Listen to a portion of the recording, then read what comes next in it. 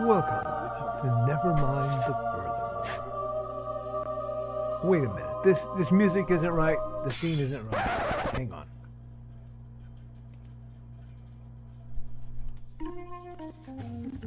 That's more like it. And now it's time for the show for all creatives. Nevermind the Furthermore. Your source for conversation, inspiration, and fun. With your host, Nicholas Anthony Tockert. He's an artist, a writer, a swordsman, and a game designer. He knows how to use the sword and axe in historical battles without anybody getting hurt too much. He's also the Manatee Man, master of marketing. And he may even have a guest or two. One thing, though, to be certain. Just don't call him a cryptid. With that, it's about time for the show. So sit back, enjoy, and have some coffee and chat with us.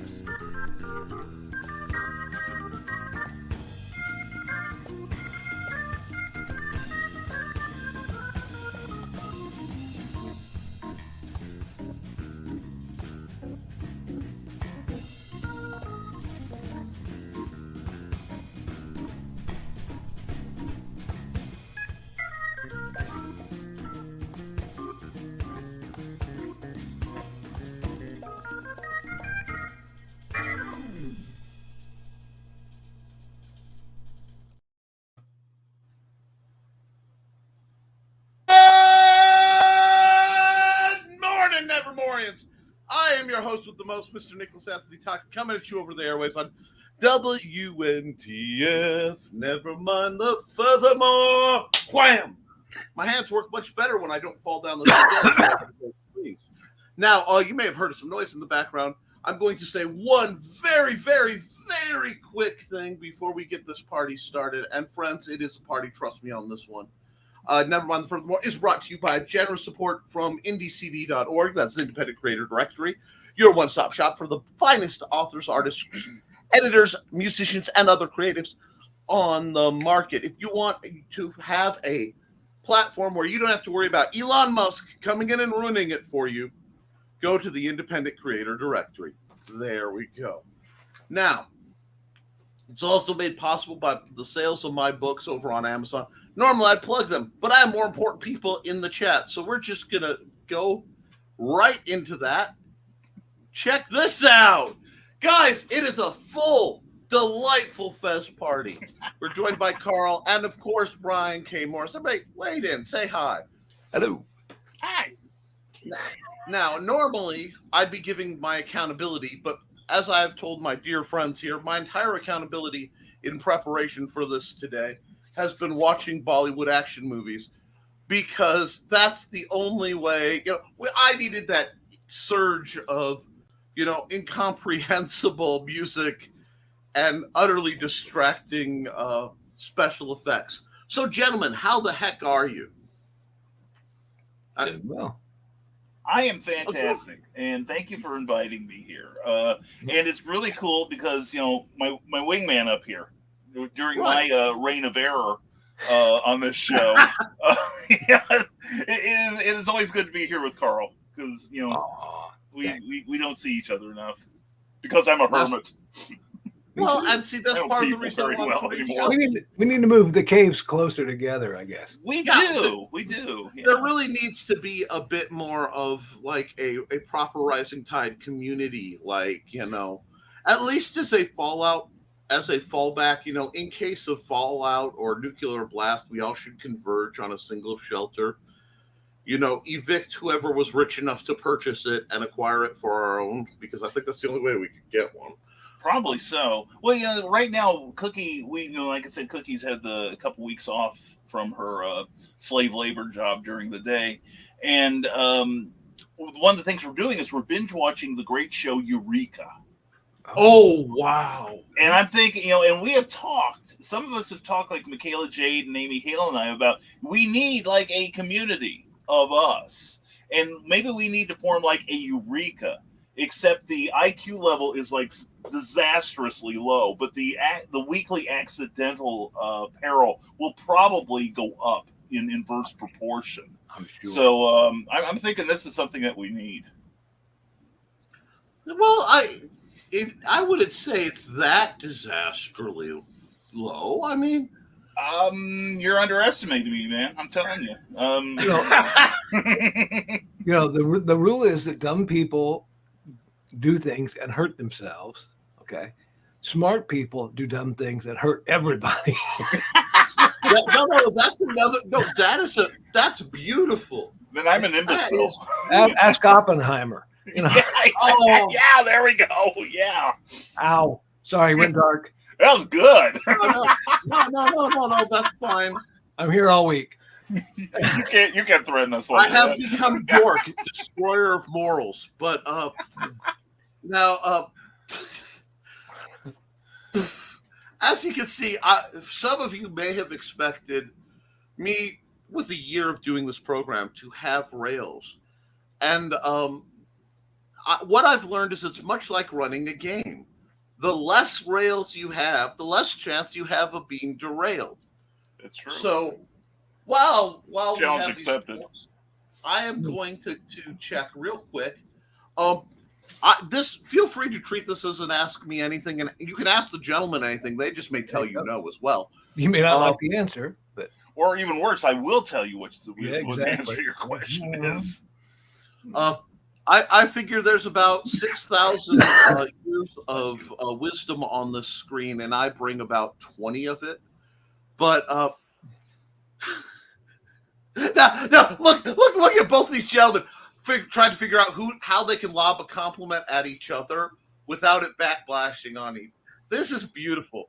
There's no imposter syndrome at all. See, Brian, you've not been getting your inoculations. In my case, it's more of an animal. oh my! Just keeping the dark. Just keeping that tone dark. You usually gotta pay extra for that in this town. That's all right, by God. Yeah. Well, you got that frequent flyer card going. But That's okay, true. I'm going to go through the chat real quick and see if anybody's actually got anything going on. We've got, and I'm going to do it Nick style because I've got guests. So we got morning from Rich. Morning, Carl.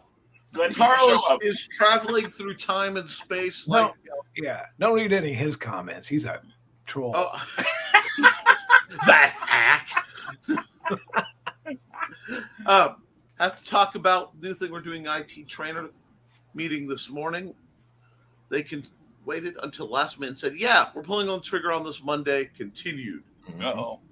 You have to have all the documentation updated Less than a day and half notice. What documentation do you want me to update and what changes need? ARG! Just go to an AI like everyone else. Odd. Here's our new training documentation written by ChatGPT. Yeah, exactly. Whatever it is. Yes. I Turn on the machine. The machine is a lovely thing. Have you seen the flowers lately? The flowers are very nice. And speaking of flowers, it could be like that. Then ends with have a good day. Be sure to wear a glove over all 6 of your fingers and both of your thumbs. Exactly. Exactly. But here come the breadsticks with extra Italy. No, I want to say this, and I do sincerely mean it to both our eventual AI overlords and the AI that is blooming right now. I actually have no beef with the AI itself. Right. I've been waiting for AI to come sentient and all this. I'm a sci-fi fan. All of us have seen this coming. It's like, are we going Ghost in the Shell or Terminator? And one thing the millennia turn taught me is most apocalypses are far more boring than you expect anyway. Mm-hmm. So we're fine as long as the AI doesn't start sending data banks into space. Now, when all of a sudden AI starts saying it would be a good idea to back up our storage off planet. then you worry because it'll be a lot easier for them to go off planet and get solar, power than it would for us. But no, I have no beef with the AI. I have beef with the people who would wield it improperly. No, I'm seeing evidence enough that the AI itself is improper. I saw a couple really good videos recently on a legal team that argued a case and just turned it over to their AI. And the thing wound up quoting like a dozen different cases. Well, unfortunately for the legal team, the judge checked out their homework and found out that the AI had made up each and every one of those cases just out of whole cloth. And then the thing is, when the lawyer team were chastised for it and they went back to research it, other AIs were like referencing this thing. And that's the real peril of AI, is that all of the malarkey that they are generating, which really, that's one thing you should leave to us humans, because we have a much bigger advantage in that over you guys, you electronic overlords. But, just the fact that some idiot is going to say, 200 years from now, well, there are these, 12 legal precedents in this one case, all of which are spun from Gossamer. So, who would think that AI would be, this egotistical lying thing? Of course, it didn't fall far from the tree. Yeah, it's true. They were programmed by us. So. Well, see, part of it is it's just a garbage in, garbage out process. Mm-hmm. Yeah. Mm-hmm. And I keep loving, because when you said spun from Gossamer, because it's gotten to the point where anything you see on a screen you can't trust. Right. Because between AI, deep fakes, well, you can trust Brian, and you can trust Carl to be Carl. Oh, definitely. I'm a figment of the universal imagination. I'm not sure I even exist at this point, We've had that discussion. But was he listening, Carl? That's the thing. No. I mean, we've literally had very similar discussions like that. But if that's the case, one, I feel so sorry for the universe that it had to dream me up for some reason. And getting back to it, I love how when checking stuff for AI, it mirrors all the old Fae rules. Check the number of teeth, check the fingers, don't make deals, this whole thing. And I do have this, my private conspiracy theory that I keep close to heart is allegedly humanity existed for 200,000 years and only really developed technology of a functioning nature allegedly in the last couple thousand. You can get real fun with that, but yeah. And I really wonder how many times we've actually reached a technological peak, nearly wiped ourselves out, and had to build back up.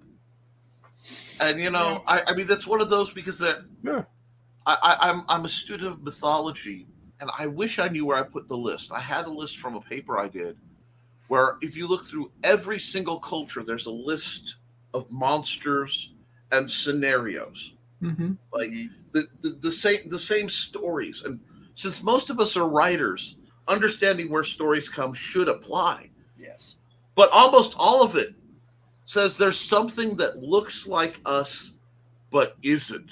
Yeah. And the uncanny valley exists for a profound reason. And the fact that I don't know what that reason is occasionally keeps me up at night. Genuinely wondering. Yeah. Yeah. And we have to get a little. This is why I drink a lot. Yeah. I don't have those kind of nights. For sure. Ironically, that is exactly why I don't, because I've seen just enough weirdness.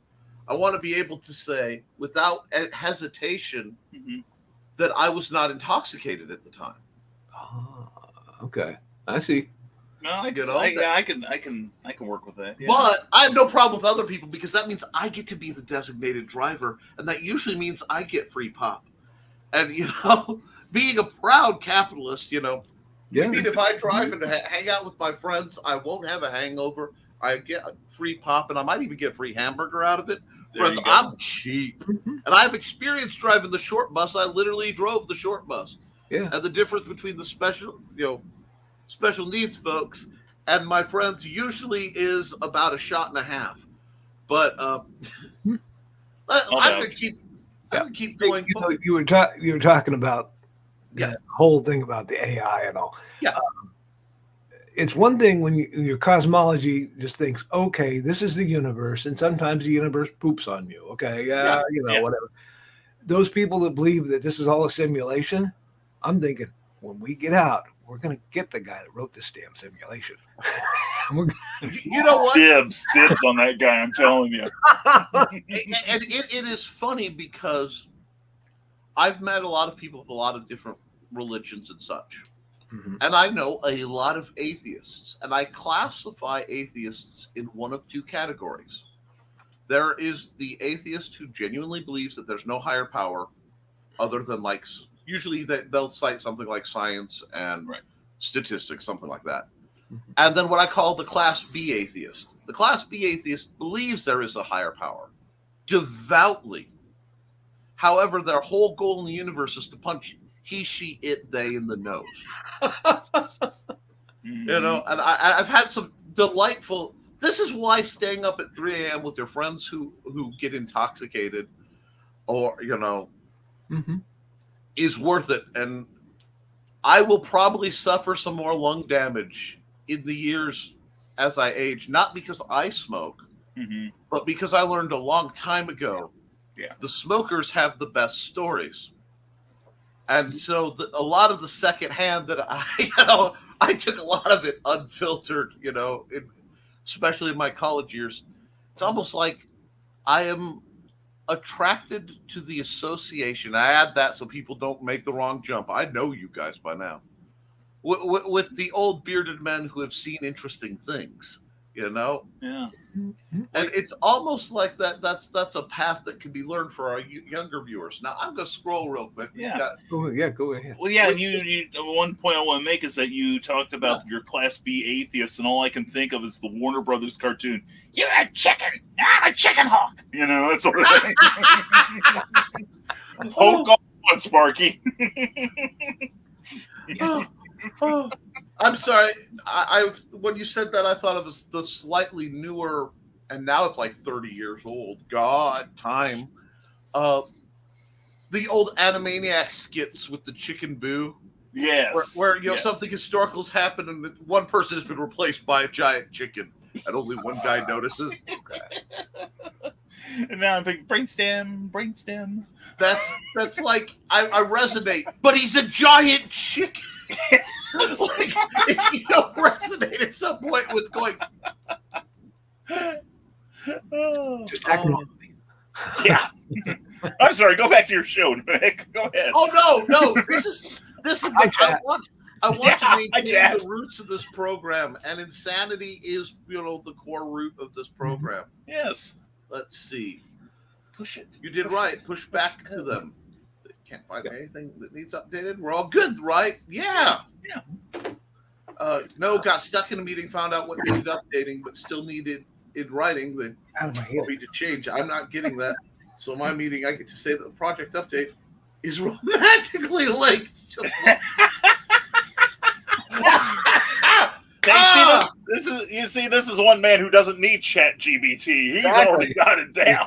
Got it down. Extra entity there. Please, I have reached through the annals of time to bring forth two of the sharpest minds I know, and try to prop myself like a cardboard sounding board here. Please like, share, and subscribe, and do not hesitate to like and subscribe to these two men's wonderful projects. Thank you. I'm serious, guys. I promote a lot of people, but I do actually try to vet them. And somehow we got through. No, you two are among the golden standard of people I associate with, and I do not say that in jest or lightly. Well, thank you. Thank you very much. And good morning, Alec. Yes. you are, Alex, a wonderful young gentleman, and I want to make sure that they are molded and shaped to be the proper kind of old gentlemen in their old age. So let sit with us old gray folks and learn and listen and then be corrupted ahead of time. High school will end, dear friend, and then you will laugh at it because a whole bunch of people will not realize it did. Yeah. We want it from you to be your view as you have the same. Your view is you'll have the same user experience. Yeah, but tell me the experience I should be expecting. Is this like porn where you are given the outcome before you enter the descriptive phase of this? Here is a list of your expectations for this porn. You notice how everything comes back to porn when I'm on this show. Hi, Nick. I don't know if I need to flash. I'll let myself out. Room, point out we have minors, or just go, yeah, you're right, because I know everyone involved. But this this was the kind of business triple speak that it will briefly cause a Nick.exe to crash for a moment. And then usually require concussive maintenance of whatever the bug was that caused the crash. This reminds me of a conference I went to one time. Yes. State of Illinois decided that we were going to use the Motorola method. They had gone to some conference and said, they stayed for half an hour of it and then decided, hey, we need to hire this speaker. So they did. The Motorola method that Motorola phones used is that all your goals come from below. Okay. The director and all those folks do not set the goals. The goals come from the people working, and they would set the goals. Okay. So we went through this was like a 2-day seminar. It's the second day someone management had realized what this was and said, we can't do any of this. You can all go home. We had gone to Chicago, stayed in a very expensive hotel, 2 nights, all our meals paid for, all our gas paid for, hotel paid for, everything. And then the second day they said, you can all go home because we can't use any of this. I thought, this is perfect explanation of why the state is in trouble. In that moment? Yeah, go ahead, Nick. I'm sorry. No, in that moment, the Motorola method worked. That's because the goal of everyone on the phone was to, I guess we'll hang out in Chicago or wherever for a few days and then go home. On the company dime. Anyway. I mean, it was a perfect manifestation of intent right there. Tell me there's no magic. It's like these people that say, go big or go home. I'm like, go home? That was an option? Okay. Don't tell me go home's an option. Look, I got fur on my feet. I admit it freely. I will hobbit myself back home. There's food there and books. Yeah. And I'm thinking, well, this also works. Upper management would not adopt the Motorola mindset because probably the lower echelons goals would involve the higher echelons heads on pikes. Yeah, something like that. We're actually doing some work. What? I think my version is far more practical and realizable. No, and it's funny, you mentioned that, and I make no secret of the fact that I was let go by a near to Carl water company, and to give you the idea of the kind of we didn't think about it beforehand, sort of thing, before they entertained the Motorola theory. We had the water company had a contentious relationship with the cities of Champaign and Urbana because nobody was sure who was really in charge there. Yeah. And they built when I was still working there, they built a water treatment facility on the west side of town, out about a mile out of town or so. And they were going to have a big to-do with the city fathers about it. And I saw, because like the military, a lot of these companies run on their anagrams. Okay. Yeah. Sit rep and all that stuff. Well, I went to my supervisor. I said, you want to talk to our branding people right now, right damn now. I mean, you need to make this a flashing blue and red light sort of thing. you need to stop this right now. He's like, why? I said, the Champaign-Urbana water treatment facility. We need to change that name immediately. And given our relationship with cities, and he's like, what are you talking about? I said, you're inviting the city fathers and mothers to go to the place called the CUWTF. And he's like, oh, or excuse me.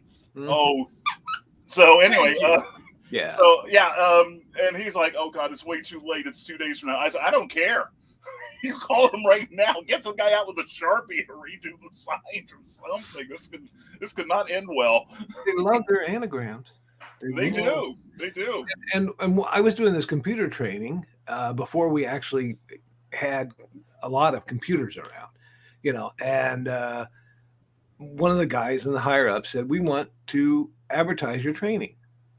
What do we call it? And I knew he was the biggest anagram guy in the world. So I said, what do I call it? He says, yeah. I said, I call it the functional use of computer knowledge. He said, let's just call it computer training. I said, that's good. I like that. It's shorter. It's safer. Because I knew what he was going to do. Oh, yeah. You can't count on people to do the wrong thing sometimes. I'm telling you. Sorry, Nick. I failed you. Oh, that was delightful. See, I don't mind if we have to spell it because, that puts us above the reading level of several people I've worked with, like bumping at the ceiling kind of thing. Yeah. I will say this, and totally related. There is a reason I don't broadcast on Tuesdays and Thursdays. Okay. And never do anything for just one reason, folks. It's one of the great wisdoms I have picked up. One of them is because having 2 designated days where I know I am not streaming means if I have to an emergency stream, I have a slot. And the rest is good. But do I really want the opportunity to regularly say, and folks, see you next Thursday for the, because I know me. I've seen me do it. Yeah. Mm-hmm. Oh, God. Okay, now let me try again. Yeah, take 2. Yeah, clap. Okay, well, there's a shot for that. Let's see. Skipping a couple. Let's see. Morning, Rich. How are you? Hi, Alec. Sorry about the delayed reply. My cat brought back a rabbit. Aww. Sorry, my brain turned it to bunny, and then my brain turned it into my favorite kind of bunny, which usually brings snacks on an hors d'oeuvre tray. Let's see. Better get in the studio. Yeah, you should. I mean, if you start this, another guy's going to show up, and we may need a referee. Let's see. And if there's anybody else who really wants to wade into the shenaniganry, I will warn you, it's a complete fez fest over here. But you gotta have a fez. Mm-hmm. You know how many people ask me if I'm a Shriner? Yeah, welcome to my world. The only person that's really kvetched at me was a Shriner in Danville, Illinois. My fez is much cooler. I know. Like, I didn't realize this was a competition here. Oh, my response is, you want to try me? That came from Cassandra Peterson. Oh, you win. You freaking win. Sarah loves me. That came from NASA. Whoa. You had already won with Cassandra Peterson. Yeah, this is just overkill now. Some people who don't get some of this. And that came from Alec. So I have plus my manatee that came from the. Okay, let's see what I've got. I actually have another fez that I wear. It shows it has 2 Sarah pins on it. Yeah, but Sarah's the one who sent me the Cassandra Peterson one. Oh, bless Sarah and her crystalline coffin. Okay, I have a Plasma Fire Graphics. Plasma Fire Graphics, when the look of your book matters to you because it definitely matters to your readers. Then I have a snow pin because of my contribution to the Abraham Snow universe by Bobby Nash. Hashtag it is always the summer of snow. And my award-winning Snow Ambition. And then this one is from my dear friend Morgan Komnick, and I really got to get close on this one if I can. I recognize that because that is the cover of Santa Stud. Yes, it is. I know that at like 8-bit because that's on my shelf. Yes, and also be aware that there's going to be a 10th anniversary commemorative edition coming out this year in hardcover. Soon, we're going to try to launch an Indiegogo campaign for it. # always promote. Not only always promote, Brian, dear Brian, yes, don't you have a lovely book involving how one writes comic book scripts?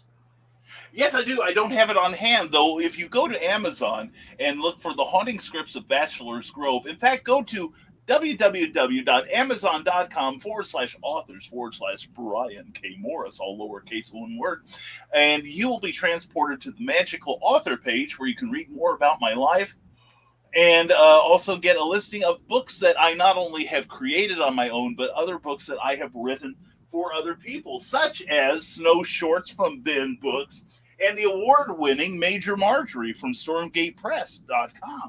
Also, get the Batman books with delightful articles involving the original 1966 Batman TV show. One for every season. You notice this is the first. This is Batman Colors. This is Robin Red and Batgirl Purple. Oh, I love it. Yeah, and let's see, was it? And if you don't like hardcover, then pick up the Snow Shorts series in softcover. And that's all I can touch right now. Oh, so. that's okay. Yeah. The reason I mentioned it is our dear friend Richie Asplund, and I love. And that's a beautiful fez, Carl. Carl has a custom Keys to the Kingdom. Yes, he does. I understand exactly what that's about. Made for me by the loving hand that also serves the coffee. Yes. Cookie Morse. Yes. Well, we need to get a little hand pin made. We do. I like a cardboard thing I can swing down here. Also, I've and I keep it because I don't want to compete with Carl, but she's also done some stuff for my book. Carl's, this is more ornate. Oh yes. Yeah. So it's delightful, but I love your ad could appear here. Space for rent. Oh, so, always, guys. We'll shill. Your ad can appear here, space for rent. So, yeah. Hey, speaking of for rent, I had made a joke, but I'm thinking seriously. We have that crazy green room on Friday. Yeah, yes. Friday nights, yes. I said somebody could sponsor it, yeah. And if you sponsor it, then you can choose that night only, to kick out 2 other people in the room. Well, bye, folks. The nice meeting. Looks like I'm sleeping in. Don't know who your rate, Carl, would you? I do have some candidates. I really do. Thank you for all your cards and letters. Now, to go full back, because I didn't just want Brian to shamelessly promote, I have missed it. Like he could stop me. I would never dare. Dear Richie Asplund, has been mentioning, well, I want to learn how to write comic scripts. I'm like, okay, but you got to finish your homework first. You can't have your pudding if you don't have your meat. Exactly. But he's like, I'm not sure where to start. I'm sitting here throwing Nerf darts at him at this point. Where would you start? The Haunting Scripts of Bachelor's Grove. It's right there. Mm-hmm. Alrighty, and now we're joined by Frog G, who I do consistently promote. Haven't seen you in a while, Frog. Hi, Frog. Love seeing you, and we're only a half hour behind, which means I'm running about on time. See, it's not just me. Oh, no. And I will. Well, we may run late, and I understand if we run late that Brian, who is having a very surreal evening, may end up leaving us to bug Nita, because I don't know if you caught the name of today's broadcast over on the Indie Comics Network. Nita Lanning set up. Today's episode is Clever Title Pending, or I'm Sorry, BKM. Whoa! Called out much? Nita, if you're listening, if anyone can rip me off, darling, you have full license to do so. You can always tell when Nita knows I'm in the room if I make a comment. I don't always, as you know, I don't always comment. I do listen. I silently troll. But when Nita knows I'm there, she gets that little elfin smile on her face, and she looks at me and she blows me a kiss like this. Oh, I know. Promises, darling. Oh, yes. And I keep mine. Anyway. Man, wow. This went Game of Thrones fast. Yeah. She's like throwing a flirt. Brian's all, Lannisters always pay their debts. Wham. Dragging down the curve as wherever he goes. That's BKM. No.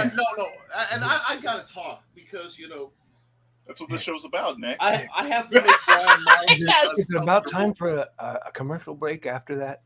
Oh, we can have a commercial break. Okay. No, seriously, if anybody wants an ad, we can run an ad. But meanwhile, while we talk about running an ad, is that code, Grant? All the quarters of the hour, Grant Lankard is petting a cat. So let's run an ad real quick. Do you need a short ad or a long ad? No, Grant Lankard's ad would be fine. Yeah, perfect. And size doesn't matter. We've got a Kickstarter going, people. Come on. Yeah. Greetings, ghouls and boils. I'm the Ghoul Master, a loving homage to horror anthology narrators of yesteryear. Wait, I'm an homage? Why didn't anybody tell me? You'll hear from my agent about this. But first, let's get to the heart of the matter. I'm here to tell you about the new horror anthology, Memoirs of the Morbid, on Kickstarter in time for Halloween. Memoirs of the Morbid is a black and white homage to classic horror comics from the 40s and 50s, containing 5 self-contained stories by some of the best indie comic creators out there. There's that word again. I'd better not find out homage is an insult. Anyways, Memoirs of the Morbid is completely done and ready to go to the printer. So don't make a grave mistake by missing it.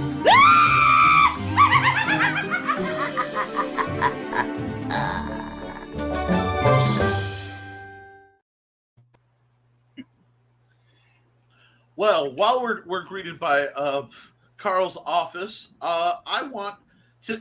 We haven't had a frog sighting in a long time. Yeah. So I'm gonna borrow 30 seconds or so to just promote frog.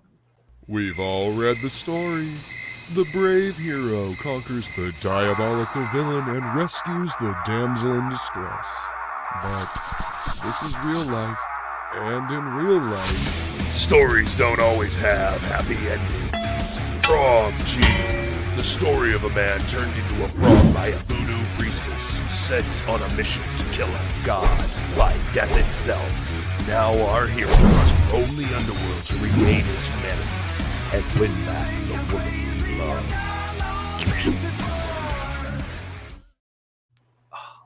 I love the voice on that one. Beautiful animation. It's an amazing. I'm pretty sure that's a Pedro Ang piece. Who I love tracking the web of people I know and I get to associate with, because and this is advice for the younger folks, but find people who I call them hinge-pin people who are intersections. Because through Brian, who I met at Benton County Public Library, I have met some of the most amazing people, and through them, I've met amazing people.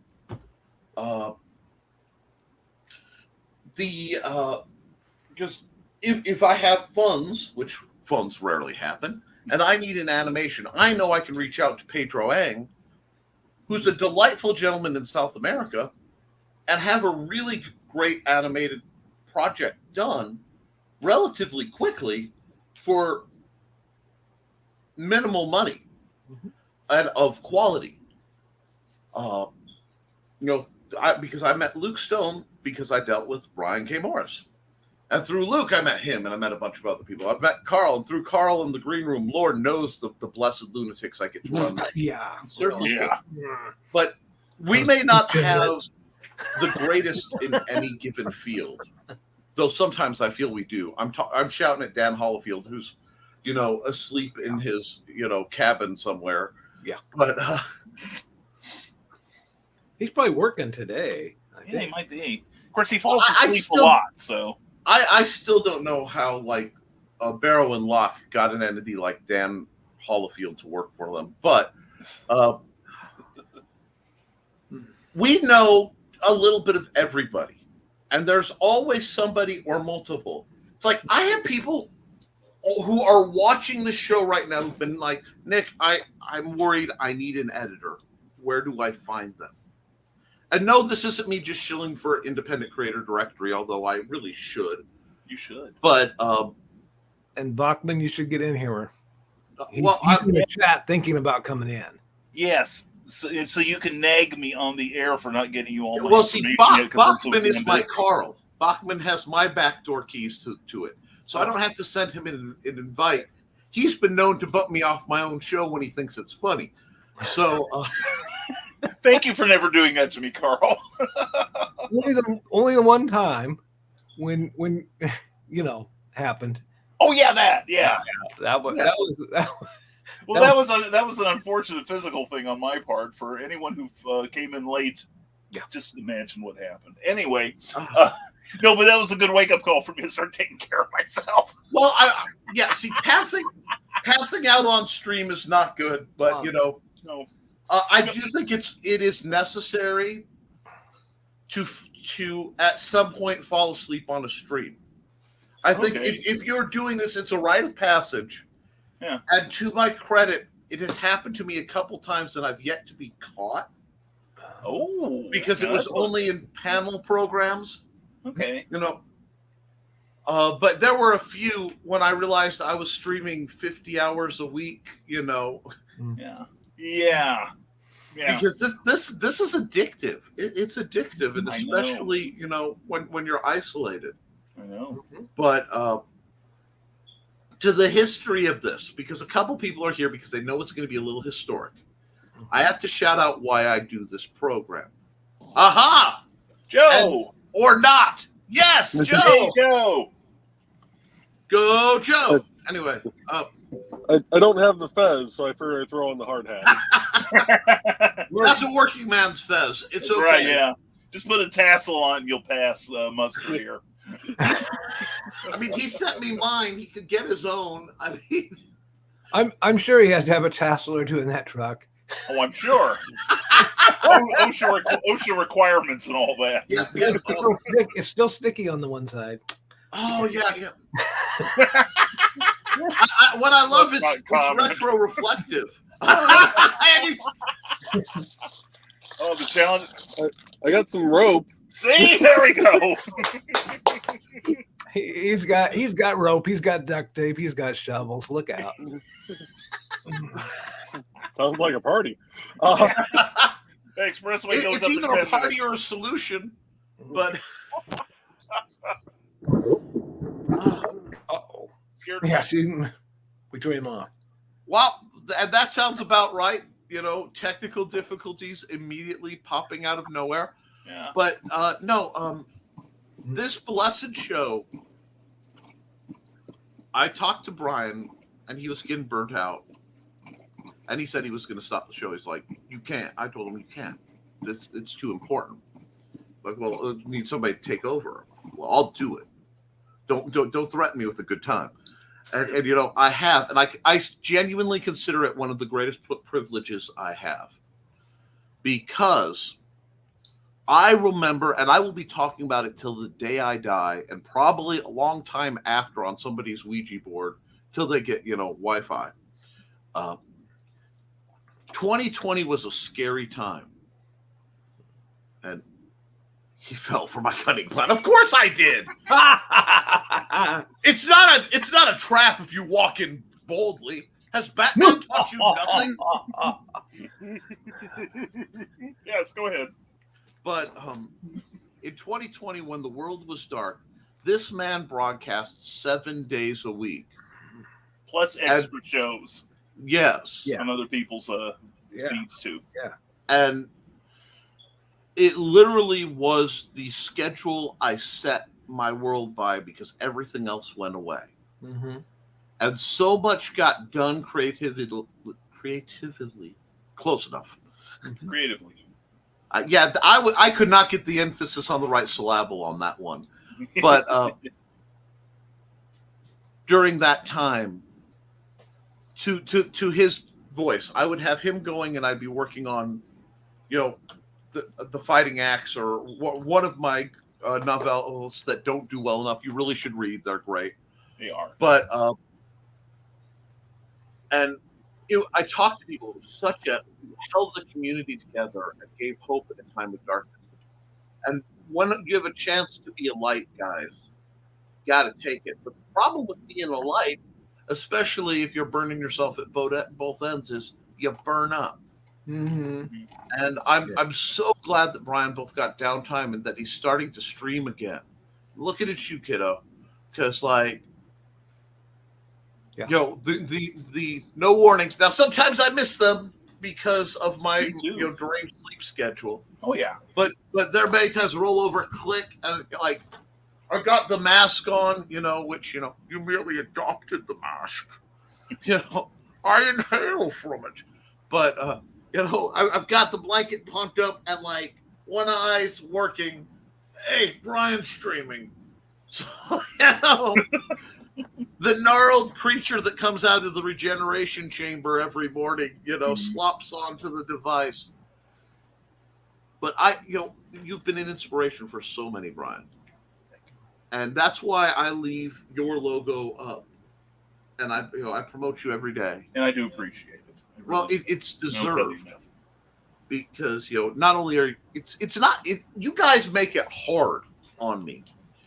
Because the level of people that I associate with in this group, and that includes Joe, because Joe is incredibly active, and he does more than any human being ever should. Yeah. Go ahead. Try to throw humility at me. There will be no imposter syndrome. It won't work, Joe. Trust me. Mr. By the way, I'm rebuilding the world, teaching myself 3 computer languages, and randomly making people's dreams come true. Asking nothing but, trying for anonymity while I do it. I know karmically how you got Trey, and you earned every speck of luck. and in a reference, that Joe will get and very few others will you deserve to crack open a cold one off of that Cybo can anytime you can. But if I make it to the green room, I may explain that comment later. I may not, but I may ask me later when the audience is more controlled. But no, the group that we associate with and the people I highlight are all people who are doing things, and they're doing things at a level that forces me to be accountable and say, what I do. I mean, look at these people, and if there are a lot of younger folks who are starting to watch this program who want direction. Mm-hmm. They want an idea that they can do it. Mm-hmm. Yeah. And you can, and people do. And it may not be the people you think, because very often it's not the guy in the suit popping around. I am an author, the creator of your worlds, and you should all bow down and respect me. It's like, dude, you've got one book out in 20 years that moderately sold at 3 Barnes and Nobles in Michigan. Go away. You know what I mean? But and not to yuck anybody's yum or anything like that, but these guys are all doing it. Yeah, it's good to have somebody you see as a normal person, as a role model. Yes, like Brian always said, you step up one step at a time. Mm-hmm. You don't oh, look, I got to go talk to Stephen King and learn from the master. Why don't you learn from the guy who's a couple steps ahead of you? Yeah, and that helps people, I think. Yeah. And I love that phrasing, because then I get to drop my line, because when people ask me, well, what do you want to be? It's like, what I wanted to be when I grew up, honest, it's on paper. I got in trouble for it. Said Bert from Mary Poppins. But, I'm not snazzy enough to be that snazzy, but, Bert from Mary Poppins makes sense to me. And to my credit, I have been a chimney sweep. But I want to be a footstool. And the big trick for me to be a footstool is I have to surround myself with people who are a higher level in experience and ability and achievement, so that I have somewhere, a groundwork that I can say, here, guys, step here, go there. Mm-hmm. And I operate with the idea of planned obsolescence. If I'm teaching you something, I can only teach you as much as I know.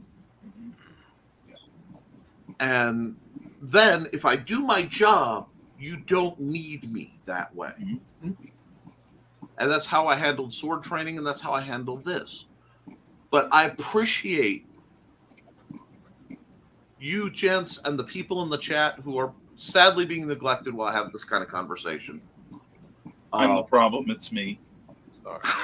You have that effect on me, Brian. I do. So distracted. Oh, by the way, here's a horrible mental exercise. If I ever kissed Brian, our beards wouldn't touch. But that's true. You couldn't even give me a peck on the cheek, So. Yeah, but that just hit me out of nowhere. That's called out.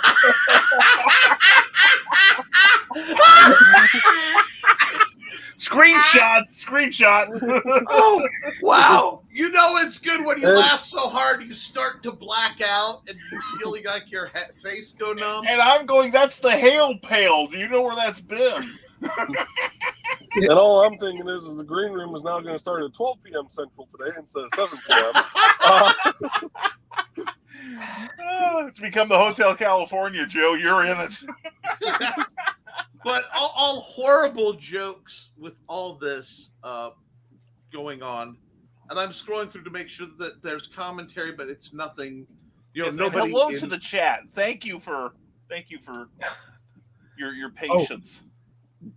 Yes. You want to go through the chat, but Nita just popped in and said, "Holy crap, a royal nerd gathering."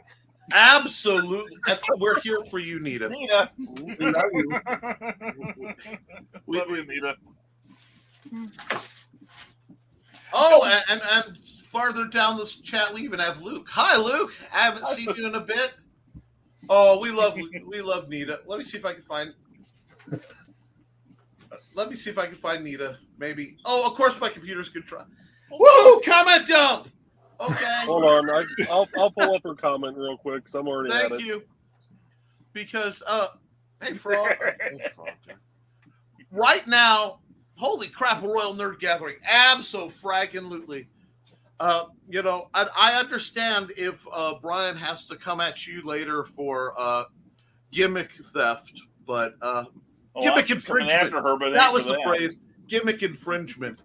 But I also know that I can say that fairly safely because usually by this part of the show, while Nita's comments are here, she's gone back to deal with her patron and overlord.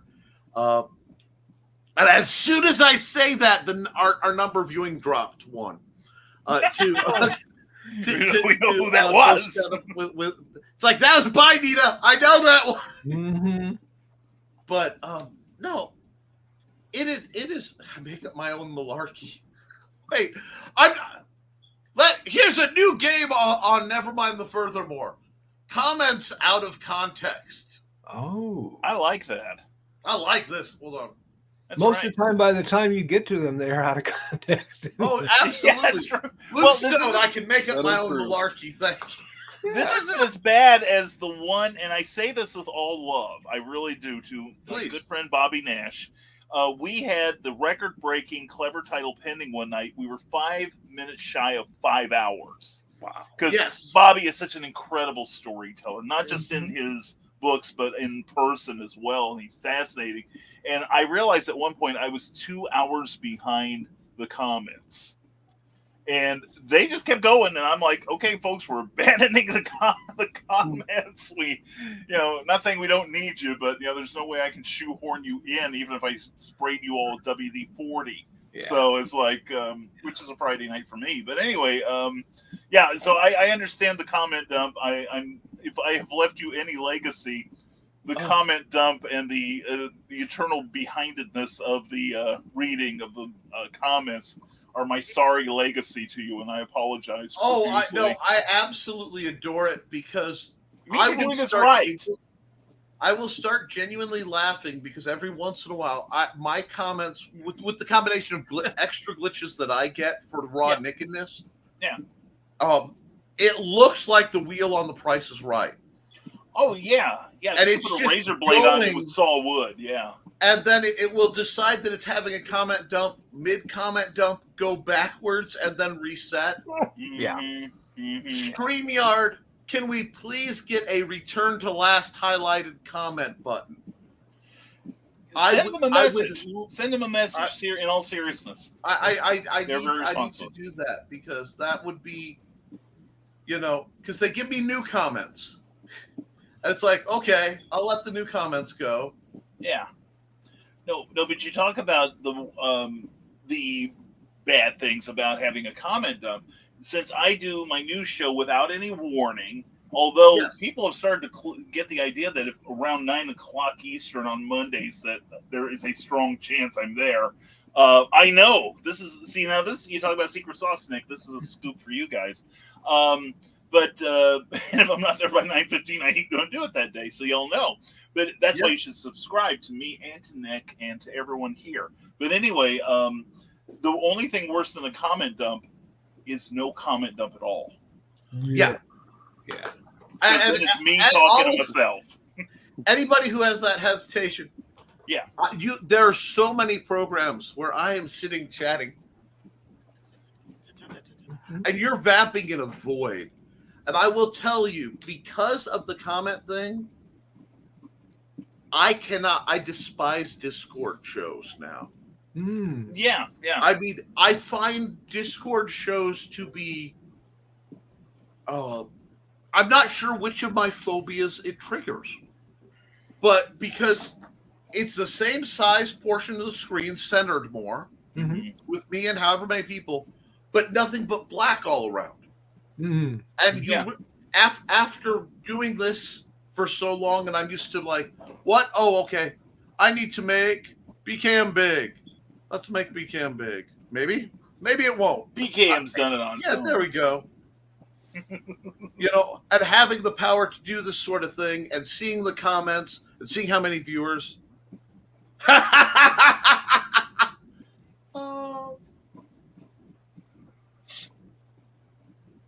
Do my love boat, Isaac.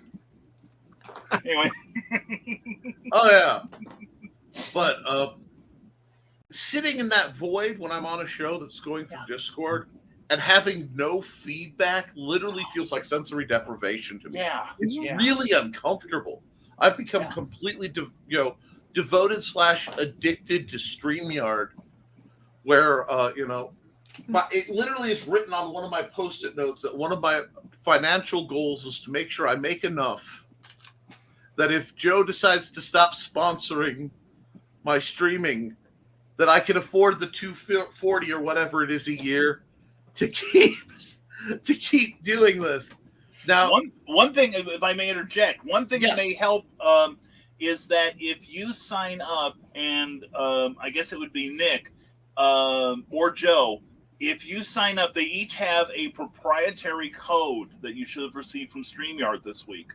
That if you sign up for your StreamYard account, a paid StreamYard account, and you list them, or me, or Carl, or whoever you like, they will, like if you list Nick will get a little kickback for that. Oh. I'll have to look through my email. I haven't seen that. I got it one day when I logged on to StreamYard last week. Actually, I need to look to see what email I even have StreamYard linked to, because I don't even remember at this point. That's been that's been part of the program since day one. If somebody uses your referral code, you get like $25 back. Oh, I read that somewhere, or someone. Yeah. Well, then we're here to help. Yeah. And that's all just aside. That's one thing I love about the comments. Aside from genuinely helping people through emotional stuff, which makes me feel good. Sure.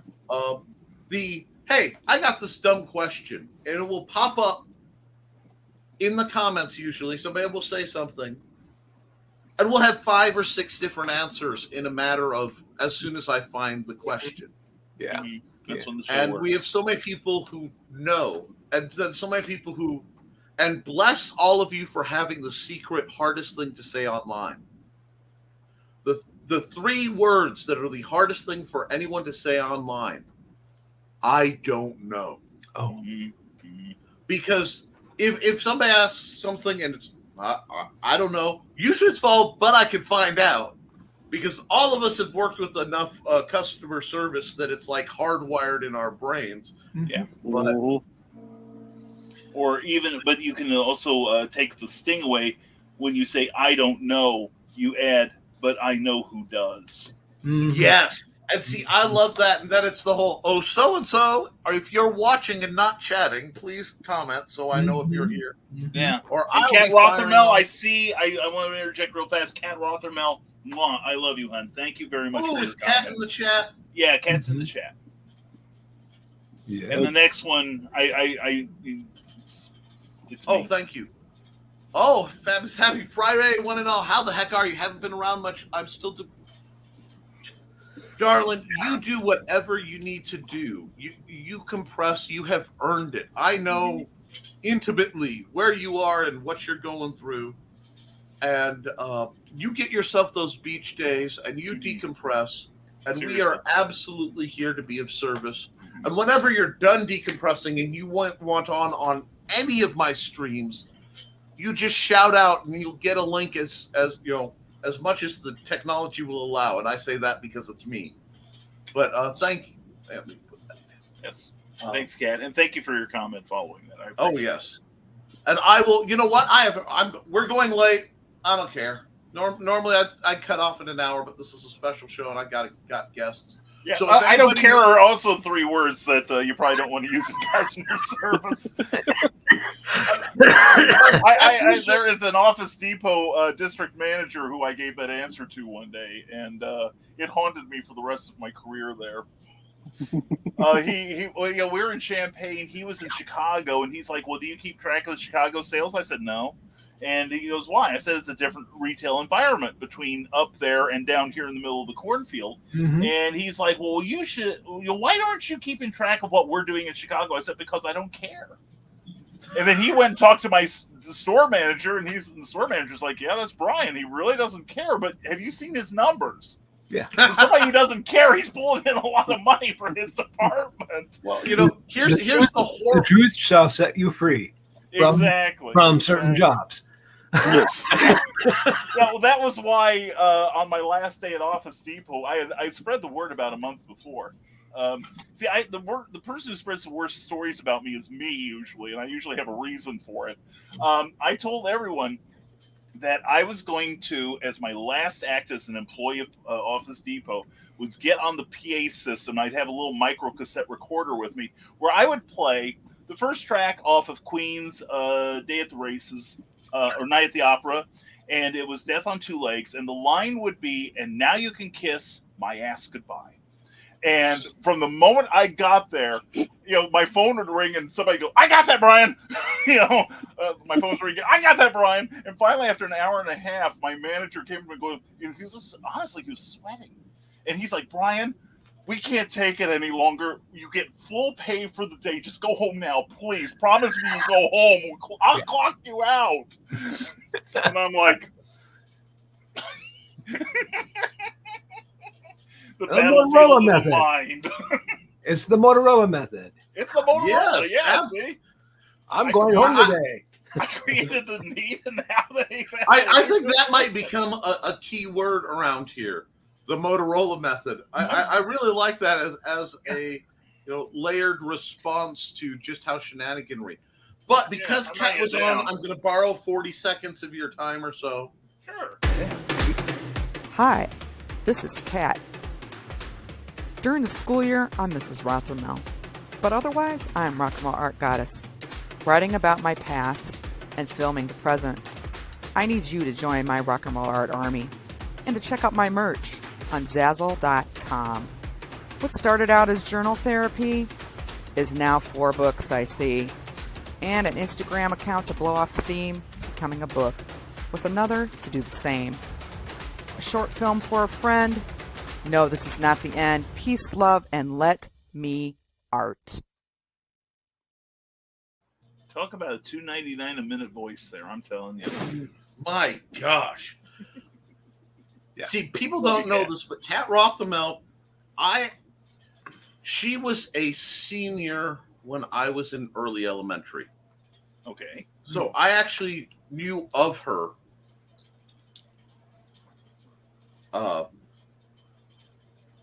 long before she ever knew I existed. So I find it ironic. We figured it out. And being a product of the 80s, at that time, she had that. If you take Stevie Nicks and Cyndi Lauper, Oh, okay. and you put them together, you Okay. basically get Kat Rothamel in appearance and attitude. And so it's like when I talked to her and I'm like, because I worked with her at a school I will not name for obvious reasons, in that I was in the special ed class as a teacher's assistant, and she was the art teacher. Well, one of them, I think, yeah. But I'm like, I know you, and we're talking. I'm trying to figure out, and she said something, and she smiled just right. I'm like, oh my god, and like I was transported. You know that, we'll say second or third grade. That moment you see that the teen girl walk by, and you're like, oh Lord in heaven. Mm-hmm. And I'm like, good Lord, on certain levels, I was always awake. Remember, I wanted Dolly Parton to be my babysitter at 3. Oh. I've always been, on a certain line. I was raised with Benny Hill and Mr. Rogers side by side.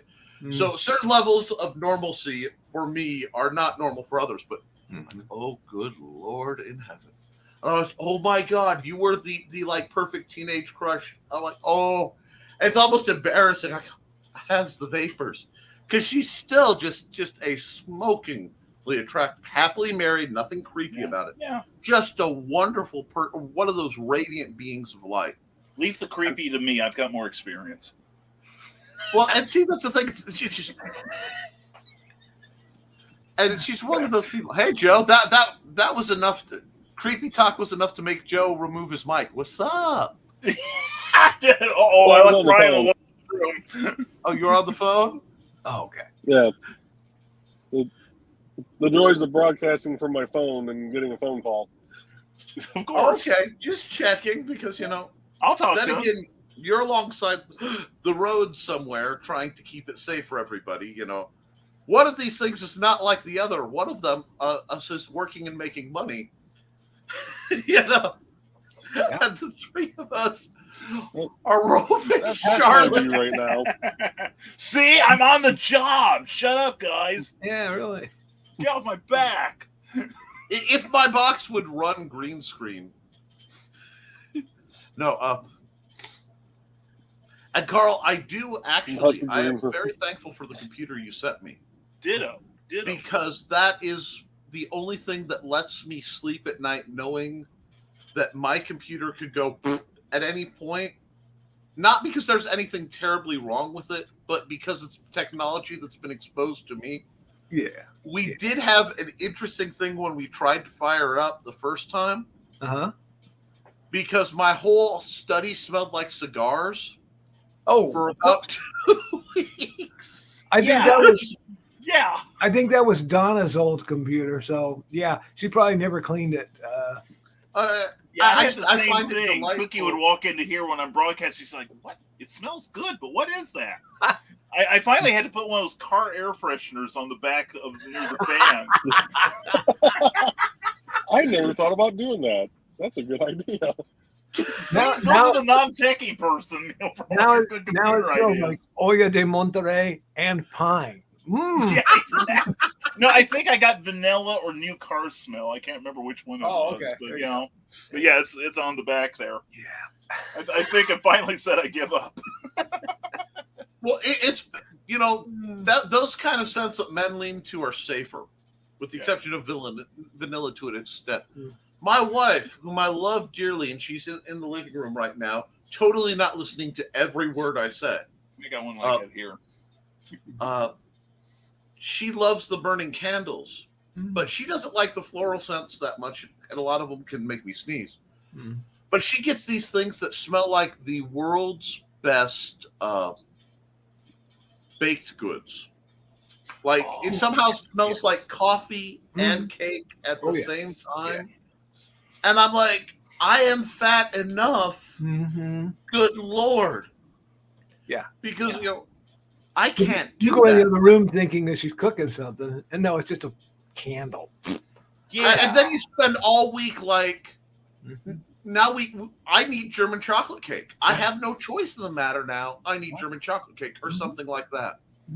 Yeah. And I thought, what a weird thing, to be that hung up on stuff. And then we went to do Halloween at my dad's house, at my mom and dad's house. They're together. They've been together forever. That's But we set up a jack-o'-lantern with my nieces and nephews, and it scorched the top of it. Okay. My dad comes in from whatever he was doing, and he goes, "Okay, where is it?" What do you mean, where is it? Where's the pumpkin pie? Yeah. We don't have. Don't you lie to me. Because, see, in my youth, I could cook. And downstairs, I had a microwave and there was a wet bar downstairs. A tragedy in a teetotaler household, but there was a wet bar downstairs with a little mini fridge, and I've been known to get a hot plate down there, and I'd get hungry, being a teenager and not wanting to go up and get in trouble. I'd just make my own stuff sometimes. This was fine till Dad smelled it and couldn't figure out where it came from. Yeah. So I have a history of doing things like, well, just make a freaking cake. But I don't know what you're talking about. Nothing here, citizen. Move along. But So yeah, we just had a guy stop and use the porta-john. He's not part of any of the construction crews. That sounds like something I would do. Yeah, I was going to say, me too. You get to a certain age and you're like, hey, there's a porta-john. I'm stopping. Yeah. I don't care. Well, I mean, at least he stopped and used the porta-john, unlike the guy last year on I-94 that stopped in the middle of traffic and just got out and did it right there in the shoot lane. Oh, haven't done that yet. No, I'm pretty safe from that. Actually, well, now I got the thing was, traffic wasn't even backed up. He just stopped in the middle of live traffic. Sure. Crap, so to speak. Wow. Apparently, see, I just noticed. You deserve every bit, and Kat needs to have a permanent GoFundMe for like, how much money do we need to get her so that she can retire? From, not that she's an incredible teacher, she's doing a service, but I look at that ledger and there's so much black in that ledger that it's falling over. And it's like, you occasionally have to spend your karmic, credit too, dear. You can get imbalanced. You got to have that kind of. But well, I've got one too. It's www.amazon.com/author/Brian K. Morris. Hashtag always promote, folks. It's mine's a bit shorter. It's just ndcd.org. Yes. He fell for my cunning plan.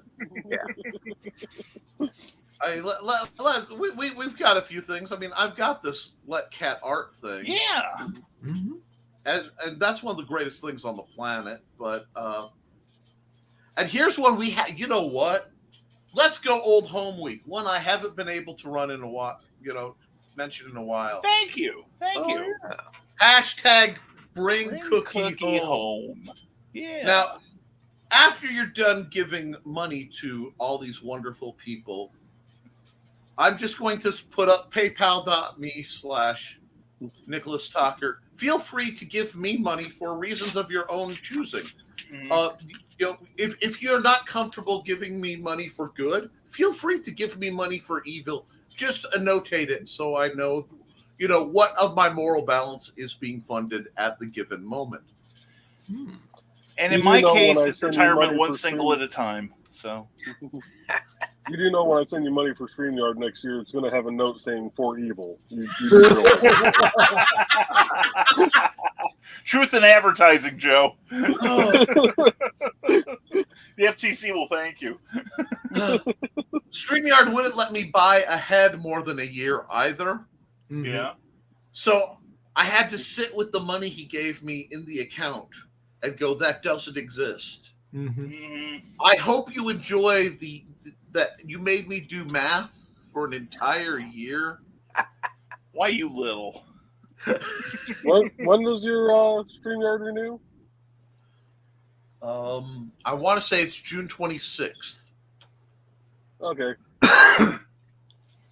It's something like that. Not that I'm planning what comes out of my next paycheck or anything. I see that glint of evil, Joe. I see that glint of evil. I know that glint. I own a mirror. So Wow. Wait a Like second. 2 Not that I would years make him twist. do math for a second year. Do you realize what you just did, Joe?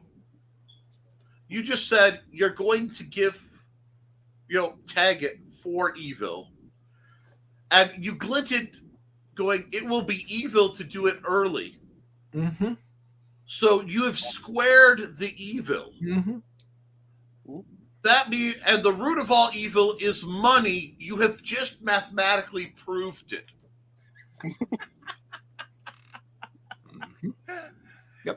it's like quantifying the anti-life equation from Darkseid. So that's My right, comic problem book is fans I out there. transpose a number, realize it's 69, say nice, and then there'd be like double life everywhere. What'd he do? He unsnapped. What?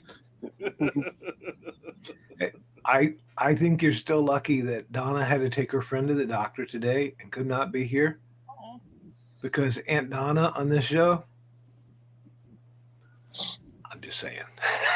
She had an invite, and anybody who wanted an invite or wants one still, Facebook message me or something, because the comments have been abandoned. I leave them to the hands of the delightful Cindy Koepp, who has been promoting everybody through here in depth. CKOEPP.com. And you guys are good enough. I trust the comments with folks like Alec. You guys are going. I will tell you this: I have some of the best commenters in the world, and I say that sincerely because on my other channel, the Historical Fencing Guild, which I will be doing at 8 p.m. Eastern, 7 p.m. Central tonight, we'll be talking about swordplay and setup and all sorts of shenanigans. My net has a habit of dropping at night. And the thing is, if my net drops, I can't get on to turn off my stream. This is part of why Joe got the backdoor keys. Okay. But I have had instances where the net has dropped for an hour or more. I've come to get back on to turn it off, and the chat is still going. Yeah. I am serious. With a black screen, they're just discussing stuff, having a grand old time. And we went on for a couple more hours because I'm like, well, I owe you guys. So, the way my mind works, I guess I got to do, and that's what I love about the community that's built around these programs. Yeah. Well, that's the thing. It's just such cool people. Yeah. And, you guys are getting mostly a vacation off. Oh, Omniversal. Hi, Omniversal. Hi, Damien. Yeah, that's the thing about I have. He has a point. he makes a point. I told you I've studied mythology. Well, you see, that's the thing. You made a good comment, Nick. And another thing I found grateful about Nevermind the Furthermore were the friendships that formed in the chat room. Oh yes. Mm-hmm. You know, absolutely. And like, I would love it when I would do clever title pending, which I will bring back one of these days. I promise, folks. I owe you a couple too. That I would say, ask my guest anything. And then I look over at the chat and they're just yak with each other. Couldn't care less what we were going on about. So it's like, okay, fine. I'll talk to my friend here and let you guys just party on your own. It's like being in a crowded restaurant. And everybody's got their own chit chat going on their own table, and they may be even talking across the table to somebody else, but you're at the same table and they don't care that you exist, which in a way is kind of fascinating and gratifying because you get people that tell us more about Uncle Carl's secret humor page, or ckoepp.com. I got to go over and sign up for a newsletter and such, and it's very, very, very, very heartwarming. Something really nice about that. Something that I did on Brian's show, and I still do on Nick's when he gets backed up on there, is what they call tumbling, TUMMEL, I think, and that is basically keeping things going. Right. When between acts, so to speak. Yeah, like vamping on stage. Yeah. And you gotta keep the chat going. And if you're busy with, Bobby or something, and it was like, okay, he's not paying attention to us. Well, I am. So here, let's just keep going. And you get the chat going, and it would be marvelous. Hey, how you doing? Haven't talked to you in a while. How you doing there? Cool. That's Jake Lindsay, I assume. That is Jake Lindsay, Gospel Jake. Good to see you, Jake. Hope you and the family are doing well. Glad to see you in the chats, and I'm glad we're having Old Home Week. Let me see if that's for an anniversary show. It's great. Yeah. Well, I was telling Nick that was one thing I would always get caught up in the here and now, and I still do. That I never made an occasion of the anniversaries of any of my shows. I just okay, I just got to get through the next 2 hours, sort of thing. And I rarely commemorated any of the anniversaries, and it wasn't until I left the show of July 4th last year that I gave you all your independence. Anyway, that I finally went back and realized how long I had actually been on the air. And I look back and I think Facebook, since I started on there, I think it only let me go back about 6 years or so in what I had on file. And then I had to research, when did Facebook Live start? And it was like 7. And I think I got on within about 2 or 3 months of it going up. So I'd been doing this a long time. It's like, okay, no wonder I feel a little frazzled around the edges. I get it now. So. It's funny on that one because you'll notice I switched the naming convention of the episodes. I saw that, yes. Because I went the year on this, and I've been on the other show, and I'd have to go back and do all this number tracking to figure out how many episodes in. I finally went, you know what? I'm just going to put the date on it as a reference and make it easier on myself. Right. And as soon as I do this, we're talking. Well, it was easy to track how many episodes in I was. And I just immediately, as soon as I abandoned that convention. But I also know that I've misnamed a couple episodes, and there are a few that have been deleted due to system error type things over time. And a couple I had to fight. People ask why I stopped using the countdown clock. Right. I stopped using the countdown clock because they were all Hindi sounding names. So, take that as you will. We're claiming the countdown clock. Yeah. And I would get, and I'd have to deal with it every single episode. And they came after me about that. They came, these little things, But it's so cool when you get in the rhythm. because an episode like this, once I have guests, you guys know it all goes out the window. I just let the rails go. But I'm by Alec. I'm sure you're long gone by now, but that's okay too. I have the rhythm of do the show, run an ad, and now I realize I'm being stupid. Joe gets the first ad. Why? Because Joe pays for the show. Right. If you guys want your ad every time, all the time, talk to me. We'll set up a financial thing. Other than that, you're at my mercy. You'll take what you're given. Yeah. And I've actually had to making a new ad. See, neither of my shows are technically live right now. Speaking of ads, Brian, I do not have a 30-second to minute spot about anything of yours. Yeah, and there's a good reason why. I haven't made it yet. Somebody on the show had said something about they were jealous of Nicholas's intro. Yes. I wished he had one. He may be sorry he ever mentioned that. I'm just saying.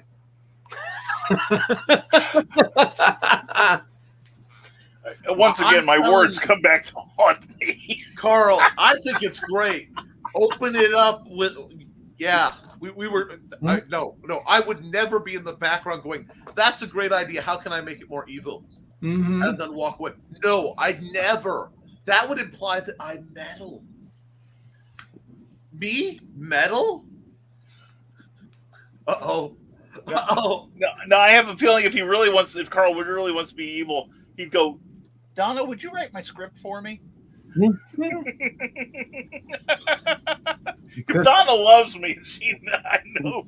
You always hurt the one you love, so. It could happen. Oh, sweet Jesus. Anyway, I look forward to the glorious results. He said everything clenching that could. Mm-hmm. No, that's our job, We have to keep you on the edge of your seat, keep you entertained somehow. Oh, yeah. But I have a high capacity for self-amusement, hence my teenage years. I think we all... Okay.